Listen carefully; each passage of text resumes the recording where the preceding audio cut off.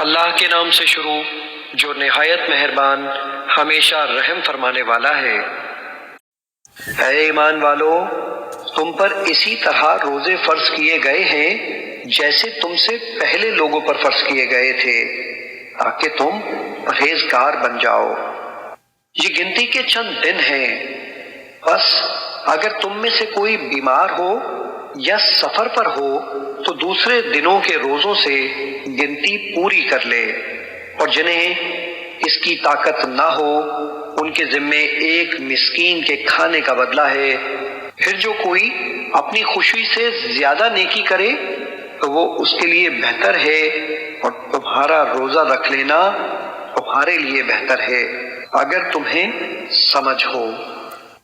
رمضان کا مہینہ وہ ہے جس میں قرآن اتارا گیا ہے، جو لوگوں کے لیے ہدایت ہے اور جس میں رہنمائی کرنے والی اور حق و باطل میں امتیاز کرنے والی واضح نشانیاں ہیں۔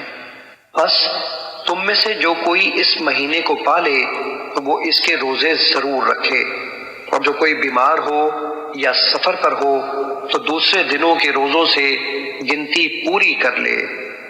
اللہ تمہارے حق میں آسانی چاہتا ہے اور تمہارے لیے دشواری نہیں چاہتا، اور اس لیے کہ تم گنتی پوری کر سکو، اور اس لیے کہ اس نے تمہیں جو ہدایت فرمائی ہے اس پر اس کی بڑائی بیان کرو، اور اس کے لیے تم شکر گزار بن جاؤ۔ اور اے حبیب، جب میرے بندے آپ سے میری نسبت سوال کریں تو بتا دیا کریں کہ میں نزدیک ہوں، میں پکارنے والے کی پکار کا جواب دیتا ہوں جب بھی وہ مجھے پکارتا ہے۔ بس انہیں چاہیے کہ میری فرما برداری اختیار کریں اور مجھ پر پختہ یقین رکھیں تاکہ وہ راہ مراد پا جائیں۔ تمہارے لیے روزوں کی راتوں میں اپنی بیویوں کے پاس جانا حلال کر دیا گیا ہے، وہ تمہاری پوشاک ہیں اور تم ان کی پوشاک ہو۔ اللہ کو معلوم ہے کہ تم اپنے حق میں خیانت کرتے تھے، سو اس نے تمہارے حال پر رحم کیا اور تمہیں معاف فرما دیا۔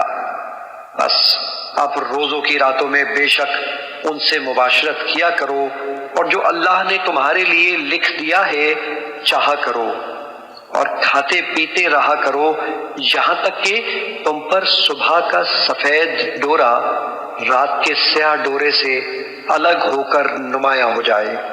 پھر روزہ رات کی آمد تک پورا کرو، اور عورتوں سے اس دوران شباشی نہ کیا کرو۔ جب تم مسجد میں اعتکاف بیٹھے ہو، یہ اللہ کی قائم کردہ حدیں ہیں، بس ان کے توڑنے کے نزدیک نہ جاؤ۔ اسی طرح اللہ لوگوں کے لیے اپنی آیتیں کھول کر بیان فرماتا ہے تاکہ وہ پرہیزگاری اختیار کرے۔